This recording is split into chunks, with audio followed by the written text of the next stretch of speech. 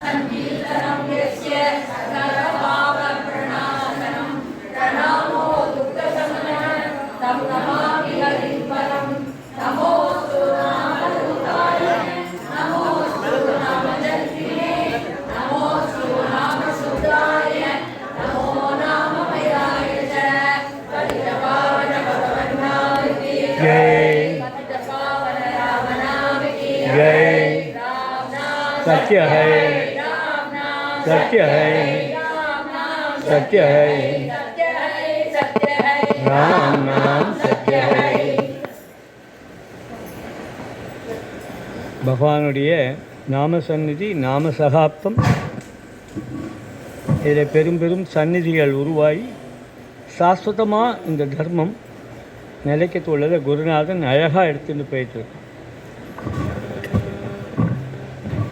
யாரும் கற்பனை கூட பண்ணி பார்க்க முடியாதது இந்த ஒரு 35 வருஷ காலத்தில் அது ஒரு உருவம் பெற்றிருக்கு. போன வாரத்தில் ஒரு சர்ச்சையை கிளப்பினோம். சகலமும் அறிஞ்சவனுக்கும் பகவான் நாமம், ஒன்றும் தெரியாதவனுக்கு பகவான் நாமம், இது எப்படி சரின்னு கேட்டு இதனால் இப்போது கொஞ்ச காலமாக சத்சங்கங்களில் நாமத்தோடு சார்ந்து இருந்துட்டே நாமத்துக்கு விரோதமான பேச்சுகள் கிளம்பி இருக்கிறத பார்த்து மனசில் துக்கப்பட்டு தான் அதை எழுத்தோம். அது உங்களுக்கு ஃபுட் ஃபார் தாட்னு கொடுத்தேன். இன்னும் யாருக்கிட்டேருந்தும் பதில் இல்லை. ரொம்ப சுலபமான பதில் இருக்குது. அதை நான் இப்போ வச்சுக்கல. காரணம் என்னென்னா, அதை பற்றி பேசும்போது கொஞ்சம் கடுமையான பதங்களை உபயோகப்படுத்த வேண்டிய கட்டாயம் இருக்குது. அதனால் நான் அதை இப்போ எடுத்துக்கல. இப்போ கொஞ்ச காலமாக இந்த கர்மம் வெளியில் வேறு மாதிரி போகிறது, அழகாக போகிறதுன்னு தெரியுது. இதுக்கு எந்தெந்த மாதிரி விரோதங்கள் இருக்குதுன்னு தெரியுது. எங்கேயுமே பார்க்கலாம். எப்போவுமே பாகவதத்தில் எடுத்தினாலும் சரி, போதை என்றால் நாம சித்தாந்தத்தில் எடுக்கும்போது கூட கலியை அதை விவரம் பண்ணிட்டு தான் நாம கீர்த்தனத்தை கொடுக்குறார்.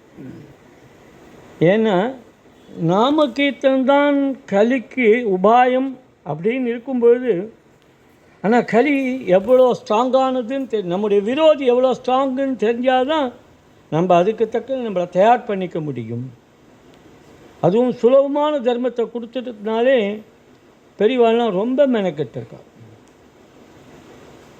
அப்போது யாரெல்லாம் எப்படியெல்லாம் பண்ணியிருக்கான்னு எடுத்து பார்க்கும்போது ரொம்ப சின்ன சின்ன விஷயங்கள் கூட எப்படி எவ்வளோ பெருசாக எடுத்து எவ்வளோ அழகாக பண்ணியிருக்கா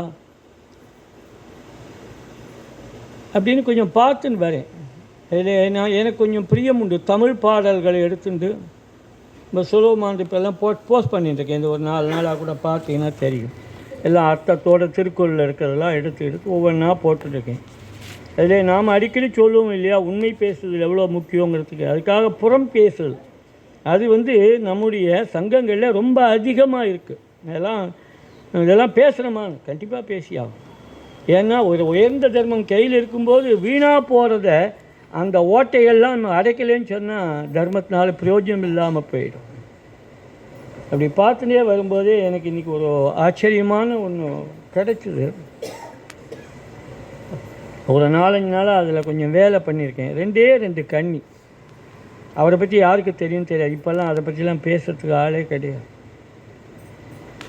சத்சங்கங்கள் எப்படி வீணாக போகிறதுன்னு சொன்னால், என் குருநாதர் சிவனேஷ் மாமா அடிக்கடி சொல்வார், வைஷ்ணவர்கள் பிரபந்தத்தை கையில் பிடிச்சிட்டா மாதிரி, குறிப்பாக பிராமணர்கள் பிரபந்தத்தை பிடிச்சினா மாதிரி தேவாரம் திருவாச்சகம் திருமுறையை பிடிச்சிக்கலே அப்படிங்கிறது ரொம்ப வருத்தமாக சொல்வார். கொட்டி கிடக்கலாம். அதனால் ரொம்ப நஷ்டம் ஏற்பட்டு நம்ம பாஷையிலே ரொம்ப சுலபமாக, நான் கூட பாரதியார் பாடலை கூட ஒன்று எடுத்து எழுதி போட்டிருந்தேன். என்ன ஏன் அதை எடுத்தேங்கிறதுக்கு காரணத்தை சொல்கிறேன். எதுலேயும் பயிரை விட களை பசுமையாக இருக்கும். அந்த கலையை பார்த்து ஏமாந்துறது சகஜம். சாதாரண ஜனங்கள் அது இயற்கையாக அப்படி தான் ஆகிடும். பயிர் தான் தேவைன்னு பயிர் போட்ட விவசாயியே கலையை கவனிக்காமல் போயிட்டான்னா பயிர் வீணாக போயிடும். இப்போ விஸ்வநாத சக்கரவர்த்தி ஒவ்வொரு வார்த்தையை பயன்படுத்துகிறார். அப்படி வரும்போது தர்மத்தில் போலி தர்மம்னு ஒன்று உண்டு. எல்லாத்துக்கும் போலியானவர்களால் தான் தர்மம் கெடும், வெளியிலேருந்து எங்கேருந்தும் கெடாது. விஸ்வநாத சக்கரவர்த்தி பகவன் நாமத்தில் போலின்னு ஒன்று உண்டோ? நாமும் எப்படி சொன்னாலும் பரவாயில்ல நாம சித்தாந்தம் சொல்லியிருக்கும்போது அதை போலின்னு எப்படி எடுத்து பேச முடியும்? ஆனாலும் போலி இருக்குது, போலி இருக்குது. ஆனால் பெரியவா அதை போலின்னு சொல்லக்கூடாது. ஏன்னா பகவானை போலின்னு சொல்ல முடியுமா நம்ம? அதனால் ரொம்ப பதத்தை ரொம்ப அழகாக பயன்படுத்துகிறார் விஸ்வநாத சக்கரவர்த்தி. அவர் என்ன சொல்கிறாருன்னு கேட்டால் நிழல் நாமம்ங்கிறார். நிழல் நாமம் என்ற வார்த்தையை பாருங்கள், எவ்வளோ அழகாக இருக்குது பாருங்கள். போலின்னு சொல்கிறத விட நிழல் நாமம். நாமம் சொல்லிட்டு இருக்கா, ஆனால் நிஜ நாமம் இல்லை, நிழல் நாமம் இதெல்லாம். இன்றைக்கி ஏராளமான நிழல் நாமங்கள் தான் ஓடிட்டுருக்கு. இதே மாதிரி ஒரு சூழ்நிலை பாரதியாருக்கு ஏற்பட்டது. அப்போ நம்ம இண்டிபெண்டன்ஸுக்காக பெரிய தியாகம் எல்லாம் பல பேர் பண்ணார், பாரதியார் உள்பட. மறைஞ்சிருந்து வாழ்க்கை வாழ்ந்தார். கவிதையே மறக்கலையே. அப்போது அவர் பாடின பாடல்கள்லாம் என்ன உத்வேகத்தை அவளுக்கு கொடுத்தது. அப்போது இதே மாதிரி நிறைய பேர் பேச ஆரம்பிச்சிட்டாலாம். அப்போ அவர் வார்த்தையை சொல்கிறார் பாருங்க, உண்மை திறமமின்றி சொல்லிட்டு அவர் அதுதான் மோதி பாப்பா பாட்டில் கொண்டு அது எழுதியிருக்கார். வாய்ச்சொல் வீரரடி அப்படின்ற பாட்டு போட்டு அதை தொடர்ந்து பின்னாடி சுதேசமித்திரனில் அவர் எழுதும்போது சொல்கிறார், எல்லாரும் சுதேசவாதிகள்னு இவெல்லாம் கிளம்பியிருக்கா. இப்போ இந்த வாய்ச்சொல் வீரரடியும் சுதேசிகளாக கிளம்பினாலாம். அவளை போலின்னு சொல்லாமல் ஒரு வார்த்தையை அழகாக உபயோகப்படுத்தார் பாரதியார், நாடக சுதேசவாதிகள் அப்படின்னு எழுதுகிறார். இப்படியெல்லாம் நிறைய பார்த்துட்டே வரேன். நிறைய சொல்லணும் போல் ஆசை இருக்குது, அவகாசமும் இல்லை. கோர்வையாக சொல்லணும்னா அதை ரொம்ப தயார் பண்ணிக்கணும். ஏதோ இஷ்டம் போவா நினச்சதை சொல்லிட்டு போகிறேன், அப்படி ஒன்று இன்றைக்கி கிடச்சிது. அது ரொம்ப பெரிய விஷயம். அது ஒரு பாடல் வள்ளலார்லேருந்து எடுத்து போட்டது.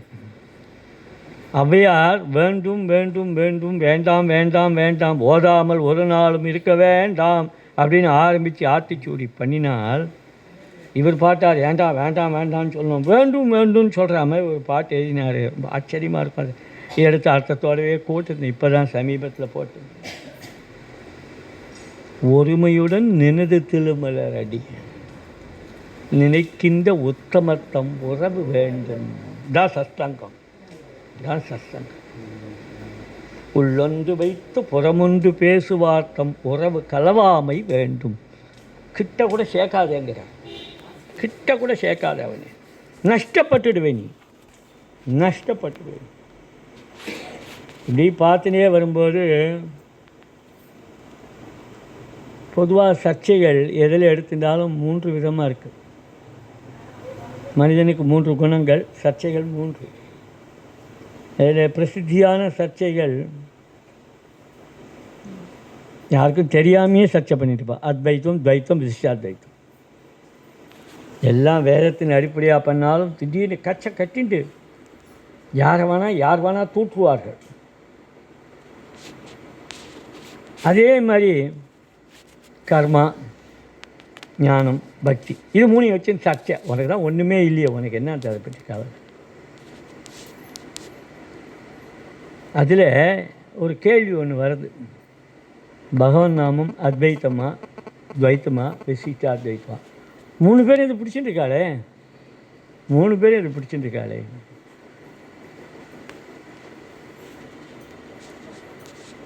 அருமையான தத்துவ பாடல்கள் அத்வைத்த பரமாக பண்ணியிருக்கார் ஒரு பெரியவர்.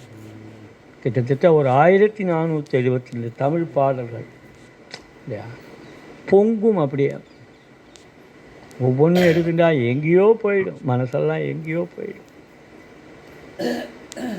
எனக்கு ஒரு ஆசை, அவர் நாமத்தை பற்றி எங்கேயாவது சொல்லியிருக்காரான்னு தேடினேன் உட்காந்துட்டு. அதில் ஒரு கன்னி ஒன்று எழுதியிருக்கார். 375 கன்னி. அதில் ஒரு கன்னி மாட்டிச்சு. அது ரொம்ப எளிமையாக இருக்கும். பாரதியார் பாட்டுக்கு என்ன அதுக்கு ஏதாவது உபன்யாசம் பண்ணணுமா? ஆனால் பண்ணலாம். ஆழ்ந்து பேசணும்னு கண்டிப்பாக உபன்யாசம் தேவை. அந்த கண்ணியை தான் இன்றைக்கி எடுத்துட்டுருக்கேன். அதை பண்ணிட்டேன், போஸ்ட் பண்ணுறதா இருந்தேன். அதை வெறுமை போஸ்ட் பண்ணால் கவனிக்காம விட்டுடுவா. எல்லாத்தையும் தள்ளி போடுற காலம் தானே. எனக்கு வேறு வழி இல்லை. அதை போஸ்ட் பண்ணக்கூடாதுன்னு நினைப்பேன், போஸ்ட் பண்ணி தொலைவேன். யாராவது பார்க்க மாட்டாளா. அதனால் ஒரு இன்ட்ரடக்ஷன் சொல்லிவிட்டு நாளைக்கு போஸ்ட் பண்ணால் அனுபவமாக இருக்கும். அவர் பெரிய அத்வைதி. தத்துவங்கள்லாம் அப்படி பேசுவார். யார் சொல்லுங்க? தாயுமான சுவாமி. ஆச்சரியமான பாடம். அவர் பராபர கன்னின்னு ஒன்று எழுதியிருக்கார். முடியல, ஒவ்வொரு 2 லைன்லையும் பராபரமேன்னு முடியும். அதில் ரொம்ப ஆச்சரியம் என்னன்னு கேட்டால், அத்வைத்தி எழுதும்போது இந்த இடத்த எடுத்துகிட்டு மேலான ஆத்ம சாதனம்னு இதை சொல்கிறார். நமக்கு அதுதானே வேணும். ஏதோ பகவான் நாம் இதை கொடுக்கும், அதை கொடுக்கும், ஜாலியாக இருக்கும். அதெல்லாம் கடக்கட்டண்டா. இகத்துக்குமானது பரத்துக்குமானது சொல்லிட்டு இருக்கோம் இல்லையா? ஆத்ம சாதனம்னு சொல்லணும். நான் ஹரிசங்கரன் சொல்லியிருக்கார், இல்லைன்னு சொல்ல. நான் இந்த இடத்த எடுத்துக்கிறேன், பார்க்க ரொம்ப அழகாக இருக்கும். இதுக்கு ஒன்றும் அர்த்தம் சொல்லணும் தேவையில்லை. 2 லைன் தான், எல்லாருக்கும் புரிகிற லைன் தான். செப்புவது எல்லாம் ஜபம், நான் சிந்திப்பது எல்லாம் நின் ஒப்புயில் தியானம் என ஓர்ந்தேன் பராபரமே. தாய்மானவர் பராபர கன்னி, 139வது கன்னி. இதுக்கு எங்கள் குருநாதர் ஒரு வியாக்கியானம் எழுதியிருக்கார், சுவாமி சித்பவானந்தா. நான் கொஞ்ச நாள் அவர் கூட இருந்தேன். இப்போ எனக்கு சின்மியாந்தா ஞாபகம், சித்பவானந்தா ஞாபகத்திலேருந்து என் கூட வேலை செஞ்ச ஒரு பெயிண்டர் எனக்கு குருநாதனாக இருந்தான், தாமோதரன்னு பேர். எல்லாம் நினச்சி பார்க்குறேன். பாகவத்தில் எப்படி சொல்லியிருக்கோ 24 குருமார்கள், அதை போல் எனக்கும் ஏராளமான குருமார்கள். அவர் என்ன எழுதியிருக்காருன்னு பார்த்தேன். ரொம்ப ஆச்சரியமாக எழுதி கொடுத்துருக்கார். அதை அப்படியே படிக்கிறேன்.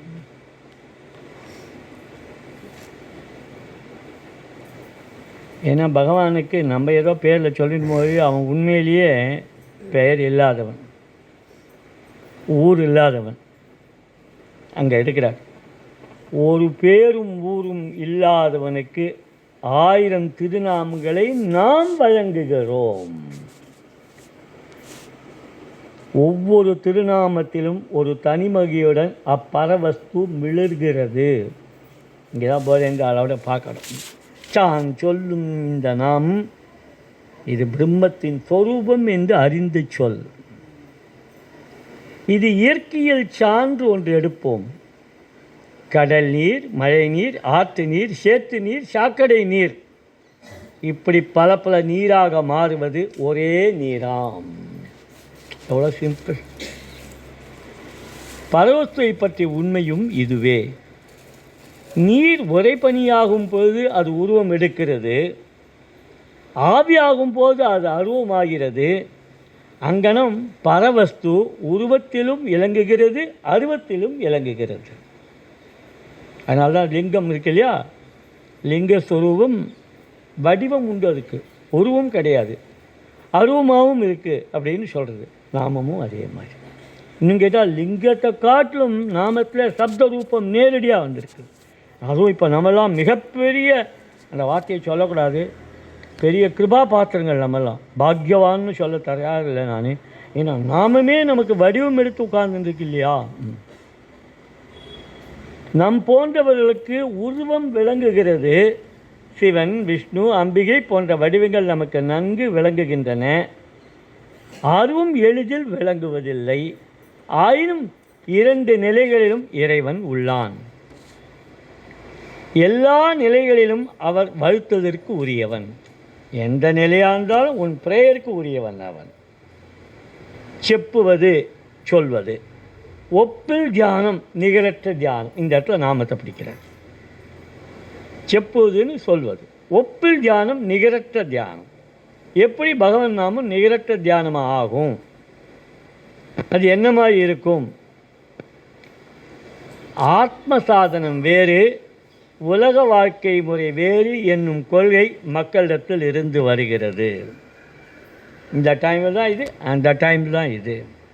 அவனும் சதா காலமும் என்னை நினைச்சிருக்கிறான்.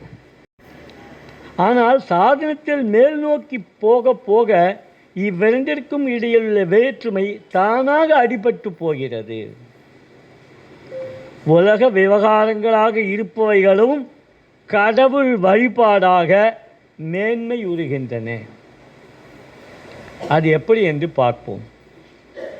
இறைவனுடைய திருநாமத்தை திரும்ப திரும்ப உச்சரிப்பது ஜபம் என்னும் சாதனமாகிறது. ஓம் நம சிவாயா அல்லது ஓம் நமோ நாராயணாயா என்பன இறைவனுக்குரிய மந்திரங்கள் ஆகின்றன. இம்மந்திரங்களை குறிப்பிட்ட வேளைகளில் 108 முறை அல்லது 1008 முறை உச்சரிப்பது ஜபம் என்னும் பெயர் பெறுகிறது. இச்சாதனம் முதிர்ச்சி அடைகின்ற பொழுது ஜபிப்பதற்கு எண்ணிக்கை வரையிலாது போகிறது. பின்பு காலவரையும் இல்லாது போகிறது. இடையறாத மனத்தின் ஒரு பகுதி, எந்த பகுதின்னு தெரியாது, இடையறாத மனத்தின் ஒரு பகுதி இறைவனுடைய திருநாமத்தை ஓதிக்கொண்டிருக்கிறது. இந்த வாயால் ஓதுறதில்ல, ஏதோ ஒரு பகுதி ஓதின்னு இருக்கு. எனக்கு கிட்டத்தட்ட ஒரு 13 வருஷமாக என் கால் வலி எப்பொழுதும் நாமும் சொல்லிட்டு இருக்கு, எப்பொழுதும் சொல்லிட்டு இருக்கு. மற்றொரு பகுதி உலக விவகாரங்களை செய்கிறது, நிற்காது, அது பாட்டுக்கு அடுப்போம். இதுக்காக ராமகிருஷ்ண பரமஹம்சர் நிறைய சொல்லியிருக்கார், ஏற்கனவே சொல்லியிருக்கோம். இத்தகைய பரிபக்குவத்துக்கு ஜபசித்தி என்னும் பெயர் பெற்றது. அதனால தான் அண்ணா சில பேரை பார்க்கும்போது நாமசித்தின்னு ஒரு வார்த்தை உபயோகப்படுத்துவார். இதற்கு மேல் மற்றொரு நிலைக்கு சாதகன் போக முடியும், இதுக்கு மேலேயும் போக முடியுங்கிறார். இந்த இடத்துல சைத்தன்ய மகாபிரபுக்கும் ராமானந்தருக்கும் நடந்த உரையாடல் தான் எனக்கு ஞாபகத்துக்கு வருது. கேட்டுட்டே இருப்பார், ராமானந்தர் சொல்லிகிட்டே இருப்பார், சைத்தன்ய இதுக்கு மேலே இதுக்கு மேலே இதுக்கு மேலே அப்படின்னு கேட்டுட்டே இருப்பார். இறைவனுடைய திருநாமம் மட்டுமன்று அவன் பேசுகிற பேச்சும் கடவுளை பற்றிய பேச்சாகவே இருக்கிறது. ஒருத்தன் இந்த தர்மத்தில் வந்துட்டான்னு அவன் நாமம் ஜபிக்கிறான்ட்டு இல்லை, அவன் என்ன பேசினாலும் கடவுளை பற்றிய பேச்சாகவே இருக்கும். நம்ம அதுக்கு மேலே நாமத்தை பற்றி பேச்சா மட்டும்தான் இருக்கும். வேறு பேச்சு அவள் நாவில் உருவெடுப்பதில்லை. அத்தகைய பெருநிலையை அடைகின்றவன் செப்புவது ஜபமாகிறது. அவன் நாமம் சொல்லணும்னு தேவையில்லை, அவன் என்ன சொன்னாலும் நாமந்தான். இதை ஏகநாதர் எடுத்து பேசுகிறார். ஏகநாதர் எந்த இடத்துல பேசுகிறாருன்னு சொன்னால், பாகவதம் 18,000 ஸ்லோகங்கள் கொண்ட புராணம். அதில் 11வது ஸ்கந்தத்தை எடுத்துட்டு தான் ஒரு வியாக்கியானம் பண்ணுறார். 18,000 ஸ்லோகங்களுக்கு மேலே அதுக்கு எழுதுகிறார். அந்த 31 அத்தியாயத்துக்கு, ஏகாதச ஸ்கந்தத்துக்கு அப்படி எழுதுகிறவர் கொட்டுறார். அப்போ ஒரு வார்த்தையை சொல்கிறார், கிருஷ்ணா எனக்கு உன் பேரை சொல்ல வேறு எதுவும் வராமல் நீ கொஞ்சம் பார்த்துக்கோ இந்த வாயிலேருந்து அப்படிங்கிற.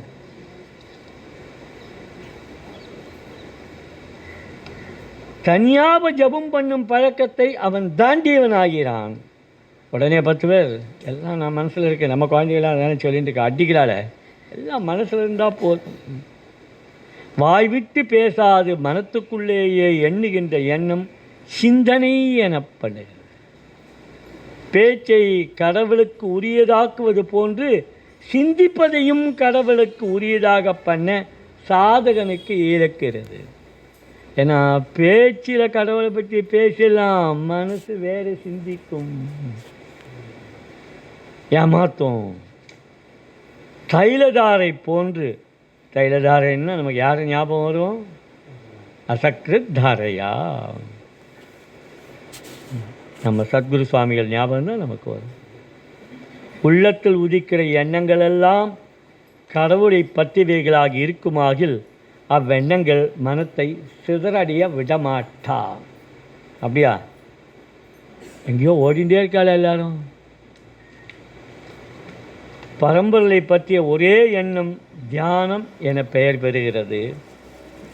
பின்பு எண்ணங்கள் பல பலவாக இருப்பினும் அவை யாவும் கடவுளை பற்றிய எண்ணங்களாகவே இருக்குமாகில் அது சாமானியமான தியானம் அல்ல, ஒப்பற்ற தியானமாகிறது. சுருங்கச் சொல்லின் பேச்சும் எண்ணமும் கடவுளை பற்றியனவாக அமையுமாயின் அதில் சிறப்பு மிக உண்டு. பேசுகிற பேச்செல்லாம் ஜபமாகிறது, எண்ணுகிற எண்ணமெல்லாம் தியானமாகிறது. இவ்வுண்மையை அறிந்து இதன்படி ஒழுகுகிறவன் தலை சிறந்த ஆத்ம சாதகனாகிறான். அப்பெருநிலையை அடைய வேண்டும் என்பது தாய்மானவரின் பராபர கண்ணி 119 கருத்தாம்.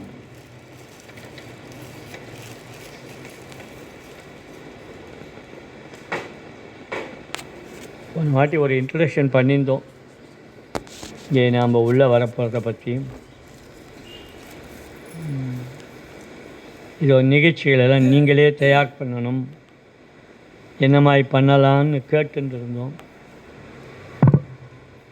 நானும் சில பேருக்கெல்லாம் டெலிஃபோன் பண்ணி கேட்டேன். அவெல்லாம் என் பேரில் அவ்வளோ பக்தியாக இருக்குதா நான் நினச்சிக்கணும்.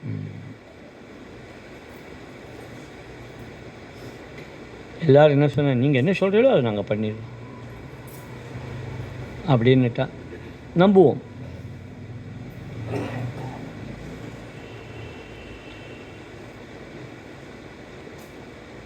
இருந்தாலும் எல்லாரும் சேர்ந்து செய்யணுங்கிறது தான் என்னுடைய அபிப்பிராயம்.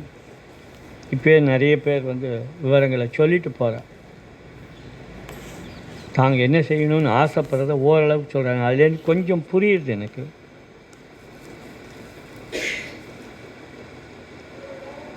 இப்போ நான் அதை ஓரளவுக்கு சொல்கிறேன், இன்னும் நிறைய இதை பற்றி சொல்லுவோம். ஏன்னா அவகாசம் சட்டுன்னு ஒரு வேளை வந்தாலும் வந்துடும், அப்போ நம்ம அவசரத்தில் பண்ண முடியாது. அதனால் இப்போலேருந்தே இதை நிர்வாகம் பண்ணுறதுக்கு ஆரம்பிக்கிறோம். எங்களுக்கு ஒரு பழக்கம் ஒன்று உண்டு, என்றைக்கு யாத்திரை முடியுதோ அன்றைக்கே நான் அடுத்த நாள் யாத்திரையை சொல்லிவிடுவேன். அன்றையே அந்த யாத்திரை முடிவிலேயே அடுத்த யாத்திரை எதுன்னு சொல்லிட்டு பழக்கம். ஒரு நாள் நம்மளை அப்படி வச்சுப்பார், ஜாலியாக வச்சுப்பார். இந்த ராமாயணம்லாம் பண்ணினா அன்றைக்கே அடுத்த திருப்பியும் ஒரு ராமாயண படத்தை ஆரம்பிச்சிடுவான். ஏன்னா ராமாயணம் முடிய வரைக்கும் இவனை வச்சுப்பா, அவன் மேல் நம்பிக்கை தான், வேறு என்ன இருக்குது. ஒரு வியாழக்கிழமை ஆரம்பிக்கிறது, எந்த வியாழக்கிழமைன்னு தீர்மானம் ஆகலை. குருவாரத்தில் நமக்கு ஒரு ஆஸ்தானம் இருக்கார். ரொம்ப காலத்துக்கு முன்னாடியே சோஃபாவில் உட்கார்ந்துட்டவர். அவர் இங்கே எழுந்திருந்தார். அவர் இங்கே வரல, அவர் எப்போவும் மேலே இருக்கணும் இல்லையா, அதனால் மேலே போயிடுறார். மேலே அவர் மட்டும் எழுந்திருந்தார். அது ஒரு வியாழக்கிழமை நடக்குது. வெள்ளிக்கிழமை இங்கே பாதுகையும் பிரேமமூர்த்தியும் இங்கே எழுந்துருது. சனிக்கிழமை இன்னைக்கு துவஜா ஆரோகணம் நிகழ்ச்சி ஆரம்பிக்கிறது, அன்னிலிருந்து ஆரம்பிக்கிறது. ஞாயிற்றுக்கிழமை அகண்டம். அன்றையிலிருந்து ஒவ்வொரு வாரமும் ஞாயிற்றுக்கிழமை முழு அகண்டம், 7 ஞாயிற்றுக்கிழமைகள் அகண்டம். அந்த 7 ஞாயிற்றுக்கிழமையோட 43 நாள் ஆகுது. வியாழன் வெள்ளி சனி 3 நாள் 46 நாள். கடைசி 2 நாள் ஆஞ்சநேய உற்சவம், 48 நாள் உற்சவம்.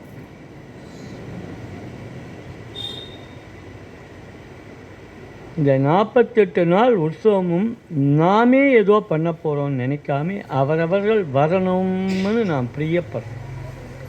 ஏராளமான ஜனங்கள் இருக்காங்க, ஏராளமாக இருக்கு. பாவம் எப்பொழுதும் ஒத்தையிலையும் ரெட்டையிலையும் நாமும் சொல்லிட்டு, ஆனால் விடாமல் பண்ணிட்டு இருக்கான். எக்கச்சக்கமான பேர் அப்படி இருக்கு. அதெல்லாம் வருவாளான்னு எனக்கு தெரியாது. வரணும்னு என்னுடைய பிரியம், வரணும். இந்த நாமக்ஷேத்திரம் அவருடைய சொந்த க்ஷேத்திரமாக ஆக்கிக்கணும்னு என்னுடைய அபிப்பிராயம். இதில் நாமத்துக்கு முக்கியத்துவம் இந்த 7 நாள் அகண்டம் மட்டும்தான். பாக்கி எல்லாம் கைங்கரியங்கள், விதவிதமான கைங்கரியங்கள் பண்ணணும். அதை பற்றி விவரங்களை நான் ஓரளவுக்கு சொல்கிறேன். அப்புறம் இந்த 7 அகண்டங்களும் யாராவது வந்து நடத்தணும். இங்கெல்லாம் ஆஸ்தான வித்வான்களே பார்த்துக்கலான்னு இருக்கக்கூடாது. வெளியிலேருந்து வரணும். வெளியிலேருந்து வந்து நிர்வாகம் பண்ணுறதுக்கு அப்படி இருக்கான்னா இருக்கு. எனக்கு ஓரளவுக்கு 2-3 குரூப்பால் பண்ண முடியும். ஒன்றும் நம்ம நாமரங்கம் ஸ்ரீரங்கத்துலேருந்து அவர்கள் வந்து கண்டிப்பாக பண்ண முடியும். என்னுடைய அபிப்பிராயம், அவர்கள் ஒரு நாளுக்கு மட்டும் வந்து போகிறவாளாக இருக்கக்கூடாது. அவர்களுக்கெல்லாம் ஒரு பழக்கம் இருக்குது, வந்துட்டு அன்றைக்கி நைட்டே கிளம்பிடணும் அப்படின்னு. அது அப்போ ஒரு நியாயம் இருந்தது, தங்குவதுக்கு இட வசதி. இப்போ நான் இட வசதி பண்ணி வச்சுருக்கேன். பகவான் குருநாதன் அப்படி கொடுத்துருக்காரு. அதனாலே ஒரு வெள்ளிக்கிழமை வந்துடணும். வெள்ளிக்கிழமை பகலுக்கு மேலே அவர்கள் நிர்வாகத்தை எடுத்துக்கணும். சனி இருக்கணும். ஞாயிற்றுக்கிழமை அகண்டம் பண்ணிவிட்டு அன்றைக்கி கிளம்பிப்போம். 3 நாள். இல்லை சனி வந்து சனி ஞாயிறு திங்கள் அப்படி தங்களை அமைச்சுக்கணும். அதனால் ஸ்ரீரங்கம் ஒரு நாள் அகண்டம். ஒரு நாள் அகண்டம்னா முன்னியும் பின்னியும் சேர்ந்து எடுத்துக்கணும். அது எந்த மாதிரி பண்ணணும், என்னெல்லாம் நிர்வாகம் பண்ணணுங்கிறது அவளுக்குள்ள ஃப்ரீடம் உண்டு. ஃபுல் ஃப்ரீடம் அவளுக்கு உண்டு. அதே மாதிரி ஆத்தூர்லேருந்து வந்து பண்ணக்கூடியவா, அவெல்லாம் கெப்பாசிட்டி உள்ளவா. அவளுக்கு மனுஷால் வந்து சொன்னால் அப்படியே கேட்டு வரத்துக்குள்ள மனுஷாலாம் இருக்குவா.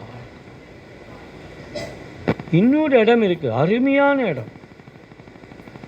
எல்லாரும் முதியோர்கள், எல்லாரும் முதியோர்கள். அவர்களால் யாத்திரை பண்ணிட்டு வர முடியுமான்னு எனக்கு சந்தேகம். வந்தால் ரொம்ப ஆச்சரியமாக இருக்கும். கோயம்புத்தூர்லே கணபதியிலே நம்ம மாமா அப்படி தயார் பண்ணி வச்சுருக்கார். ஒவ்வொரு வாரமும் 402 வாரமும் அப்படி கனஜோராக நடத்தும். கனஜோராக நடக்கும்.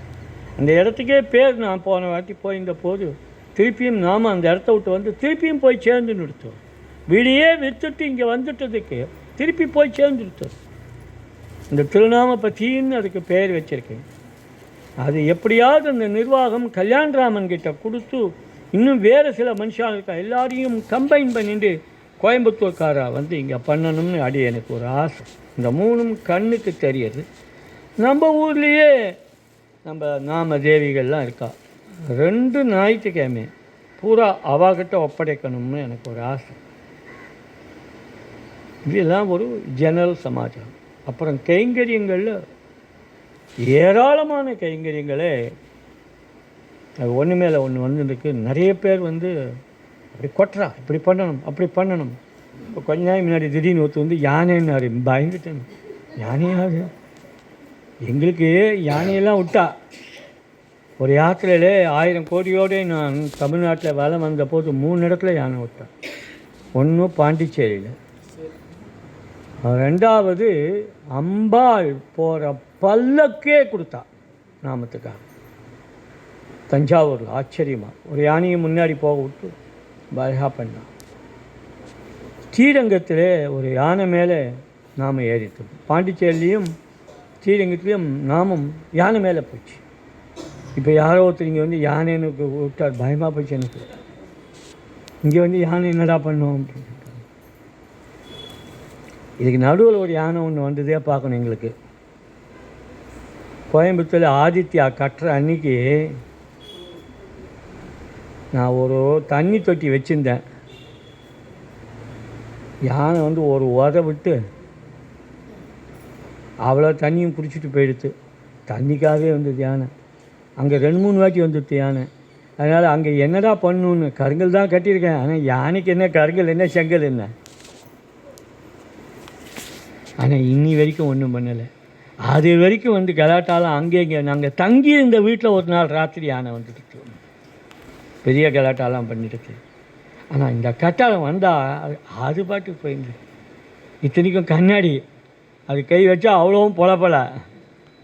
ஆனாலும் இன்றைக்கும் அது காப்பாற்றிச்சு.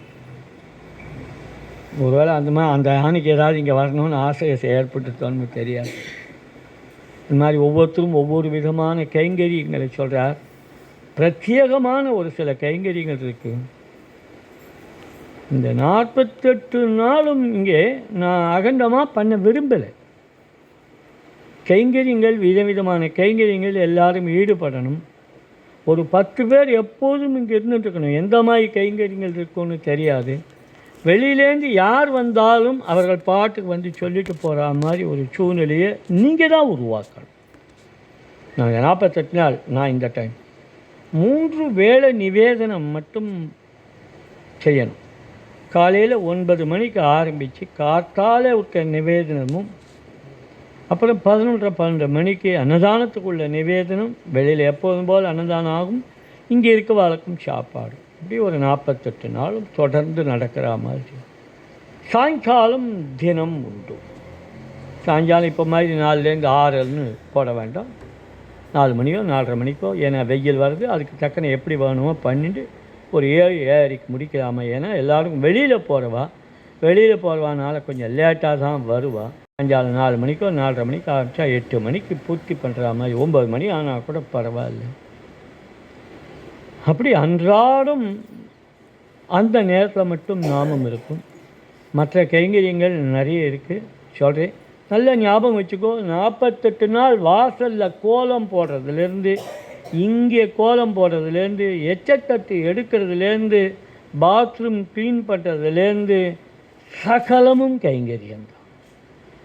இந்த கைங்கரியம் அந்த கைங்கரியம் இல்லாமல் சகல கைங்கரியங்களையும் கூட பகவன் நாமத்தோடு செஞ்சு இந்த சந்நிதி எந்த எண்ணத்தோடு இதை செய்யணும்னு சொன்னால் நமக்கு கிடைச்சதுங்கிறத காட்டும்.